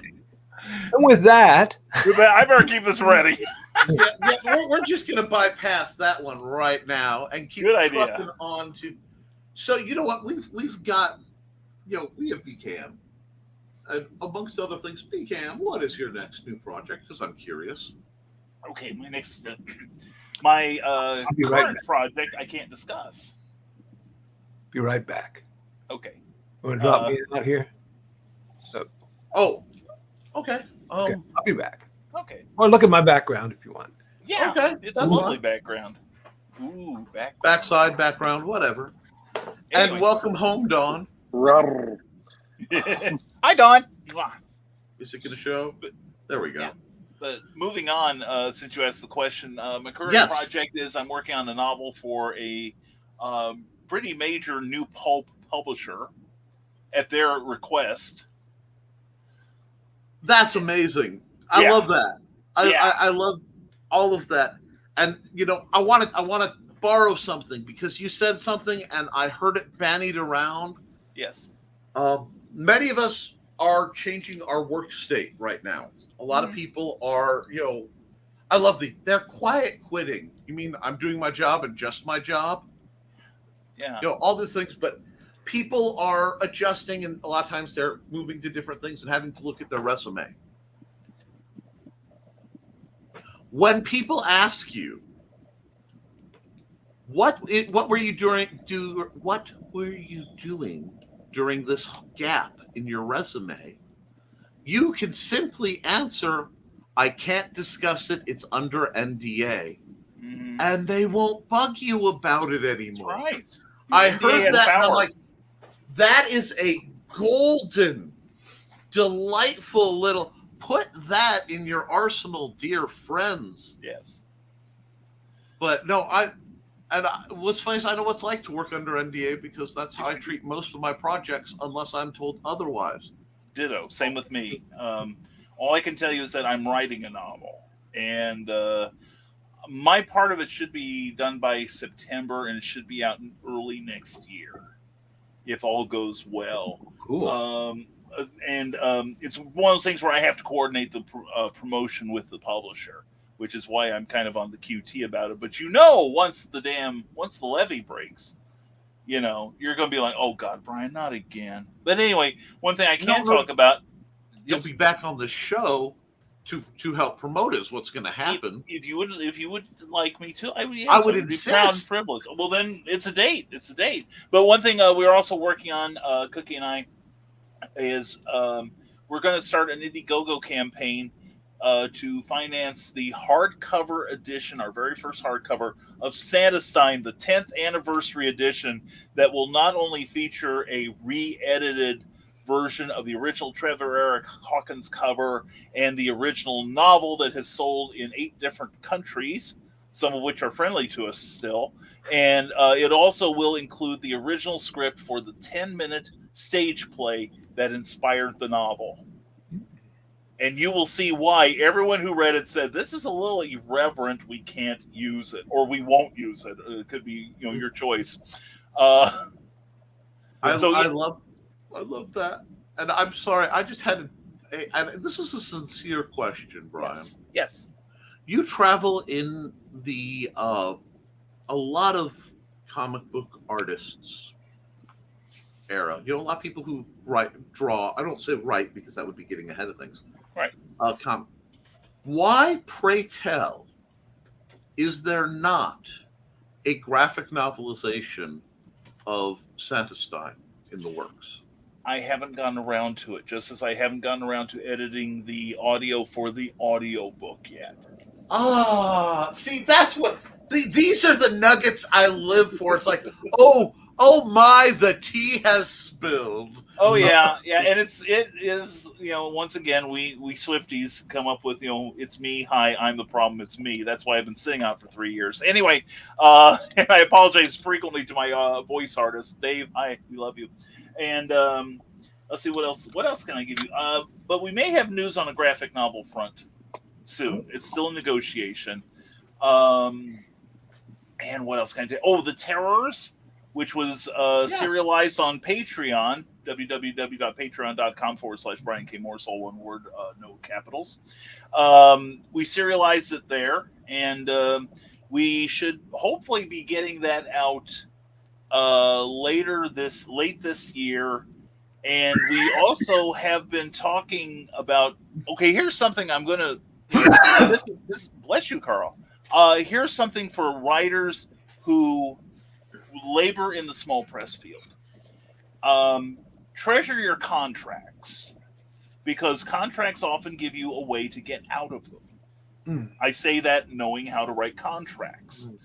And sometimes if you feel that your publisher has not given you a fair shake, or you don't approve of something that they have done for whatever reason, treasure the fact that you have no contract. We may be going into chapbooks next year. Ooh. We did kind of one a few years ago called Conflict. And I am looking at a couple of short stories that fit in that vein that were given to other publishers who have not moved on them yet. And then I have a recent story that it wasn't just me, but I don't think any of us got the love that we should have. And if things go as they should, it was my first attempt to write a romance. I've been wondering about that project for so long. Oh, and that is so delightful. Yeah, and well, it was going to be a straight romance, but it wound up thematically more like Santastein than anything. And I'm very proud of that story, but I have issues with the cover, let's say, and I can tell you guys off air about it because I usually don't. I've spilled more tea than I usually do, but anyway, I've got a number of short stories that. The publisher should have made their money on it, and I don't have contracts with them, so somebody's got to show them how they should be presented. So there I go. Yeah, you got it, Carl. Pull them back. pull them back because technically I still own the copyright. And so if you don't have a contract, writers, give them a year or two to make their money because it's only fair. But then after that, I don't know what's stopping you, because I got the same lecture from a prominent new pulp person, and I kvetched about a couple of things, and he told me the way things are, and I'm like sitting there, you think I just dole out information? No, I'm also a sponge. Mm-hmm. That hits a. We're going to talk. Yeah, we'll talk because Yeah, but, which was also, I want to give a quick shout out to everyone who contributed to Doc Saga 2 years ago. I will get that out too. That's another one of my projects. Yes, I do need to get on that, and I apologize to my people profusely, and I have already figured out ways to make it right with them. I have absolute faith in you. I've been cleaning out my study. I should do that one of these years. Misplaced something. And I just got a message, and I realized, hey, wait, I know where I put that. So I found my books that I hold up. Okay. Oh, cool. They were here. But I want to interrupt before we get into anything, because Jake Lindsay asked a very important question, if it will show. What's Big Stompy Robots? A great question. Well, pardon me, friends. Big Full Stompy screen. Robots. Full screen. Oh, yeah, you know what? I will. I don't normally do that with guests. Thank you. But I will do that if it lets me. Oh, okay, cool. And what's Big Stompy Robots? Big Stompy Robots, Jake, it started with a small, simple-to-play game. It expanded into a full universe of a tabletop tactics game where, using miniatures you can blow stuff up and have a lot of fun. It's a rules-light, fun-heavy system. And I have done this. This is the core rulebook. It's about $10 on Amazon. I fully arted all the rules you need to play the complete version. However, you can also get the backup version of it as an app from JB Tech Apps. You can also get an easier quick play version for only 99 cents so that you can try that. And there are 2 novellas. What it is set on the distant world of Praxis 5, a planet that was bombarded into atmospheric instability. Giant war machines stride across the battlefields of the future, laying waste to each other while not having entirely excessive rule sets that make everyone bored out of their gourd. There are 2 wonderful sci-fi, war, and just that spicing of horror novels out there, novellas, being Eyes to the Skies, a man who survived an unspeakable incident in the last major conflict, has spent the last 20 years preparing just in case they come back. No one believes him, but he's ready for zombie mecha from outer space. If that doesn't get your attention, nothing will. The second in the series, and it is ongoing, is called Small Arms, in which a merc has hit the big time. He made it and decided with the big interplanetary ship landing, he was going to take it off. No drama, no issue. He was just going to have a day off. Of course, he ends up in the wrong place at the wrong time and nearly starts the next megacorp war, and ends fleeing across the planet with a young lady pursued by unspeakable horrors, living buildings, and nightmares that the world wasn't ready to see. And his only defense currently is small arms. So, both of those are available on Amazon at www.amazon.com/author/Nicholas Tockert. Now back to our regularly programmed shilling. Thank you. I'm working on speeding up my elevator speeches, elevator pitches, because, especially with the... please do. Now, the other thing that you don't know, and it is a bit of my... no, Windows security, go away. Anyway. because Windows security likes to interrupt me to tell me that nothing is going on. Yeah. Like, bong! 11:40 and all is well. We're working back here, sir. Everything's cool. Because I trust you. And hi, Blue Teddy. But sorry, completely derailed my mind for a moment. Joe Bachman and I, because Joe made the app that runs with the tabletop game where dice rolling and all that stuff, are making a video game. Mm-hmm. And Joe is learning the coding and the formatting and all that. He has given me homework, the dastardly man, in form of a course on game design, so that I can improve not the digital game design, but like level layout, spacing, and formatting the goals, and how to keep games interesting and exciting. So I'm in the middle of starting a new course on game design that I get to do at some point, probably the start of next week, and work my way through, because Joe knows, here, Nick, do this thing.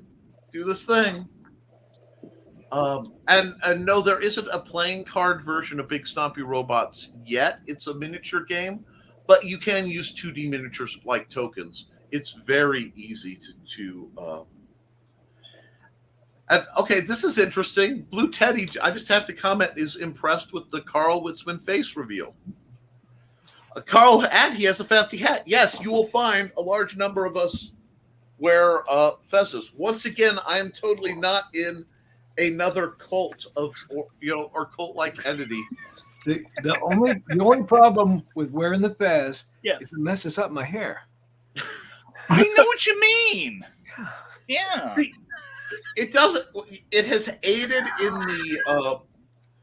Since I started this lovely program, I've noticed some losses on the Eastern Front, so to speak. Yeah, that's how I was getting. I was getting away. Yeah, but and, I have to move a couple of my pins around, because if I put my hat on wrong, the pin backs will get me. And yeah. Joe pulling out the hard back. I had a spot in the back, and I was telling the gal that was cutting it, I said, I would like it short. And she's like, well, sir, there's a spot in the back that's kind of sparse. I said, honey, that's a bald spot, and it's older than you are. And then it was getting like yours. I had the widow's peak and all. And Donna said, I really, really like the old printer. And what's his name? Nakatomi Towers, Bruce Willis. Right. And so I got the Freedom Shaver, and she's like, "Oh yeah." I said, "Okay, I'm never going hair again." Yeah, and I had a similar instance. It was right after we moved here to Lafayette. I could still grow hair like in this region here, not back here or anything south of here. And I did a role in a play where I played a sheriff, downtown the Civic Theater of Greater Lafayette. And I thought this would be a good chance for a cheap joke, because my character had the hat on, the sheriff's hat on, and made some sort of line of something to the extent of, I got to take care of my hair. And, then I pull it. So I shaved my whole head. And and the audience reacted just like that, Carl. They loved that. That was never, this was a serious play, so of course I'm screwing it up. But anyway, and the director loved the gig too. But anyway, when it was over, I told Cookie, I'm going to just grow that back. She goes, don't grow that back. Just start shaving it. Yeah. So yeah, every time I, trim up around here, I have to take a buzz through here as well. So. Because it starts to feel like a peach's backside up there if I let it go too long. So I'm going to pull up comment here real quick from Mysterious Illusion. Yep. He's going to promote Big Stompy Robots on the radio station he works at, and also promote Brian Santestein book. Thank you very much, Thank Jake. you so much. Muchly appreciated. Yes. Jake, tell us what station you work for. # always promote. Dang it.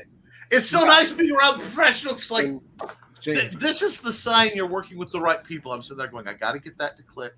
Listen, don't lose track. You got to click that comment, Nick. And Joe clicks it. It's like, okay, I got to tell him to promote his radio. And Brian, it's like, this tells me it's 16:20 a.m. 16:20 a.m. All right, excellent. Okay. Congratulations on the job, man. Congratulations on the job. Here's a tip for StreamYard broadcasters. If there is a comment that you wish to refer to later, or you want to mark your place, you can tag one of the comments, and then that other column comes up. If you're running the show, I do that when I have extensive Q&As. I will tag, click that little box, and it goes into the extra comments thing. Is that what you guys stars? Yeah, the stars. Oh shoot! I did. Thank you. And then it goes into that, and then you can go back at any time. I also use that for like when I'm promoting something. I click on that star, it goes in there, and then when I want to call it back up, I don't have to scroll through the comments. I just click on that again, and it stays clickable until I unclick the star. That's good. Yeah, I love that.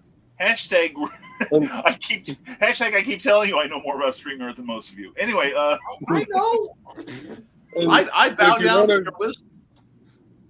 If you want a good place to find the links for Big Stompy Robots, go to indiecd.org, click on categories, authors, and pull up Nick. From there, it'll have all of his links to all of his different books, but also Big Stompy Robots on there. Exactly. And I believe the cost for that is only $20 for a lifetime. And a certain BKM still owes me stuff. I knew it was coming. In my copious amounts of time, Joe, I'll get that to you. Now, what I want to do, let me check the comments real quick because I need to double check that there isn't a different candidate. And what does it do? It hides all my comments. Of course it does. Mm-hmm. Give me just a second. There we are. Yeah, we have had Carl on for some time, and I think we should run Carl's completely not creepy ad. Yes. Because it's been an hour 47, and I am a man of a certain age, so I'll be right back.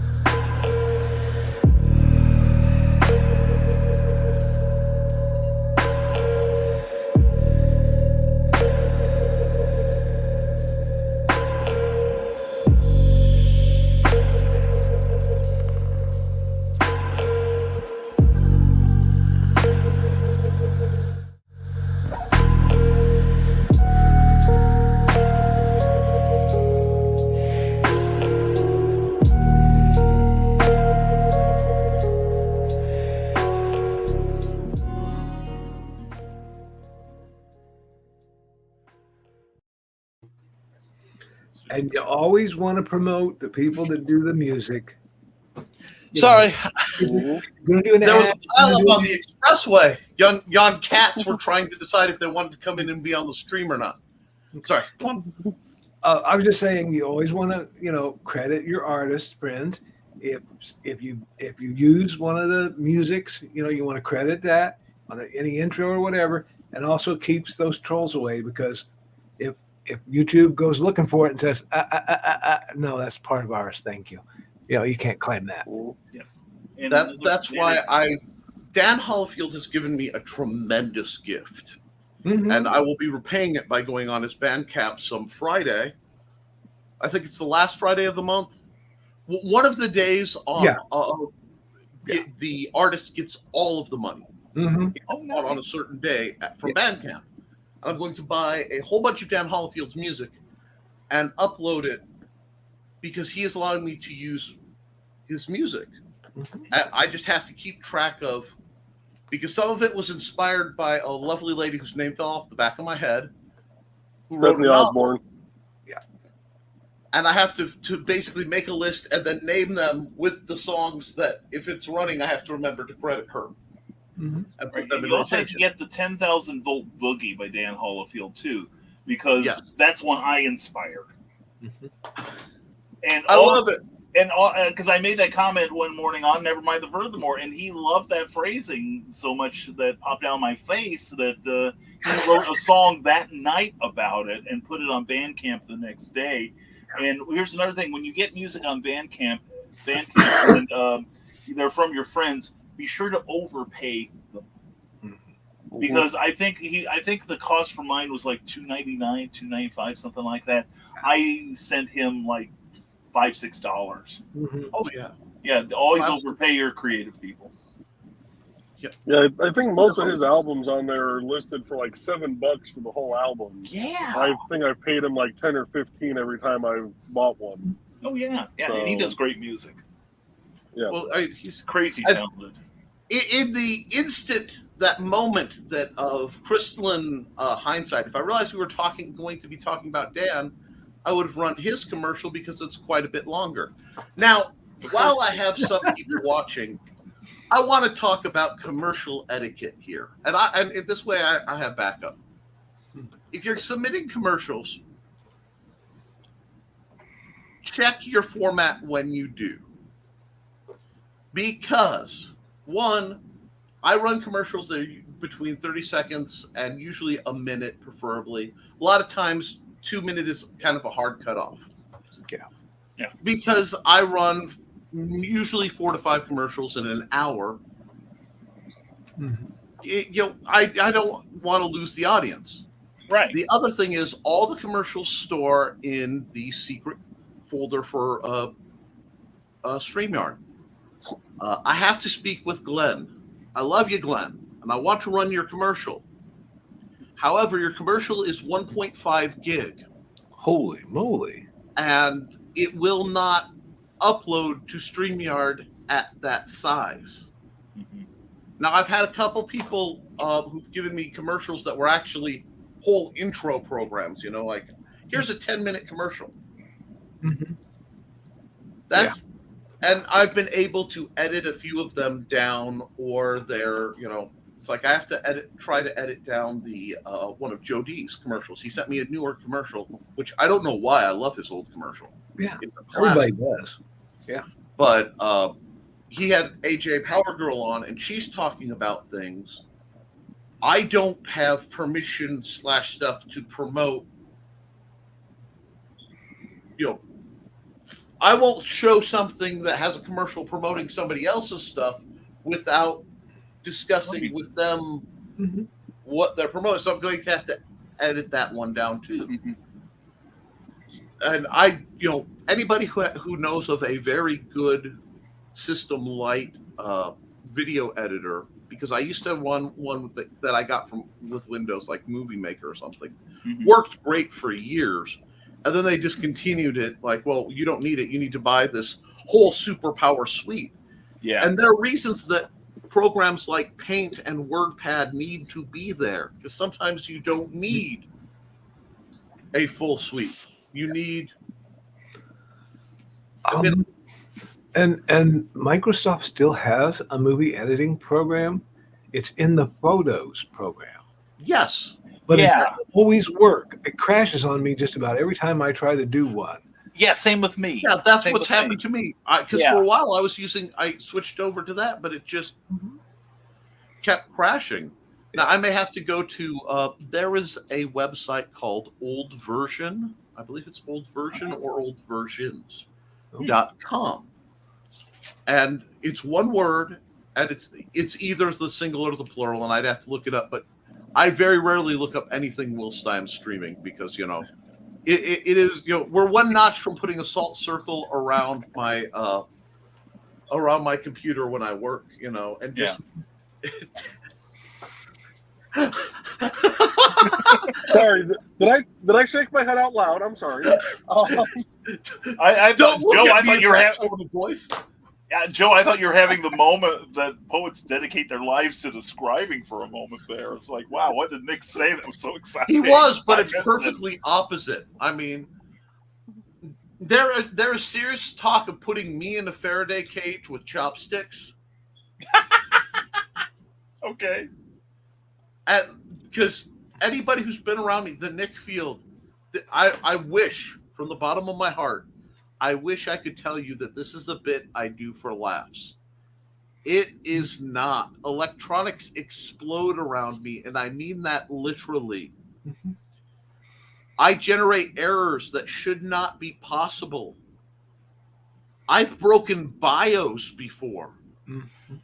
This is why if I ever get a pacemaker, I'm going to have to cut off my friendship with Nick. So, I'm thinking. I really wonder if I wear one of those little copper grounding strips. yeah. No, There you go. I'm not even joking. I seriously wonder if I started wearing one of those ground. I think that some people have a particular body field, electric field, Yeah. is negative versus positive, and I don't mean that in a bad sense. Right. Right. Pure scientific. Because my mother had that. She was a nurse. She could not wear a wristwatch to do pulses Right. because she stopped every watch she ever wore. My So she had grandpa to was wear the one of those same that way. hangs on her Mhm. uniform. My So- father was the same way. He killed every wristwatch he ever owned. Yeah.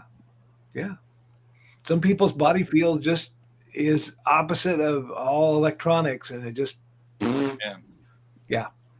No, it is funny we talk about that because a lot of times people will. What I found is I've studied a lot of folklore and certain religions and things.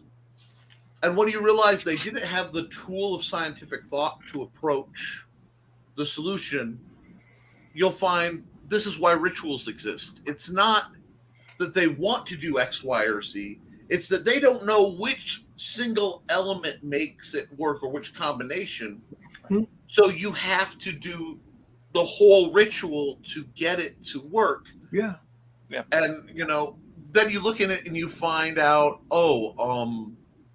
wow, the tea that they were drinking to warm up for it was what was really helping get over it. Had nothing to do with the song and dance, but there was no way to, without the logical tool Yeah. set. Right. Yeah, you can see a bunch of people sitting around a campfire going, okay, what did we do last time just before it rained? Right. We have to do that again. Yes. I mean, and that's a very human Yeah. system. And I genuinely wonder, because there's so many systems out there, and it's just like when I study swordplay. I look at all the manuals I can, and what do they all agree on? Yeah. And that's the part I'm interested in. Yeah. If everybody's saying this, and this is the part you need to know. That's what's the source of that. I have somewhere a book I may never publish, but I've been working on, called Approaching the Supernatural Without the Dogma, where I've been looking at, the cross-referencing phenomenon and folklore and things, because many times different cultures will describe something and you realize they're describing the same thing. They're just giving it different names, and people won't cross the wires to realize they've got current.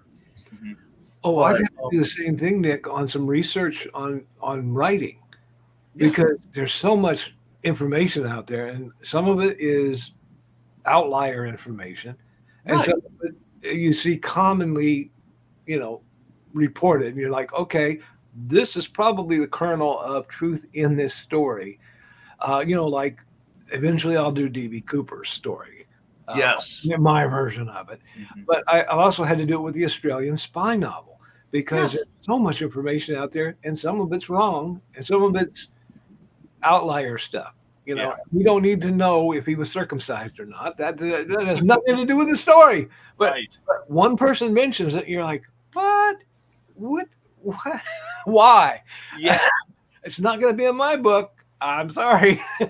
It's just not information that I need to put in there, And but the core stuff that you see in several different spots, you can say, okay, this is the information I want for my book or my art or whatever you're doing. You want to dig out what might be closest to reality. And you're going to find that in every venture you do. Well, and that's why Ben Bradley, when he was editor of, I think it was the Washington Post during the Watergate era, he insisted that every story have like 3 sources, 3 valid sources. Yeah. You know, you just don't take the first word that you get. You know, you get some backup for your backup. So. Yeah, because anybody can say, meet me in the parking lot and I'll give you the story. Yeah. No. Yeah, exactly. What do you mean this Clark Kent is Superman? I want 2 more sources for that, you know? Yeah. Well, gentlemen, I do need to take off. So yeah, it's good seeing you, Joe. Great chatting with you all. And ndcd.org to find all these great creatives, including BKM when he finally sends me his stuff. And just twist the knife. Yeah, do it. Yeah. That's my boy. I'm so proud. And one other thing I will mention: if you do sign up, look for an email. It may end up in your junk box because I've had a few people sign up recently that I've reached out to and have not gotten any kind of response back. I do send an email with what I need as far as profile picture, name, where your link's at, stuff like that. And I have a feeling that it's getting labeled as junk. Yes. Which is why I'm not hearing back from these people. But those people also haven't requested their money back. So, or maybe they're all writing novels. Yeah. So busy. I know. But Carl, can you see the comments? See you later. Bye, Joe. See you, Joe. I'm responding to comments here. Okay, because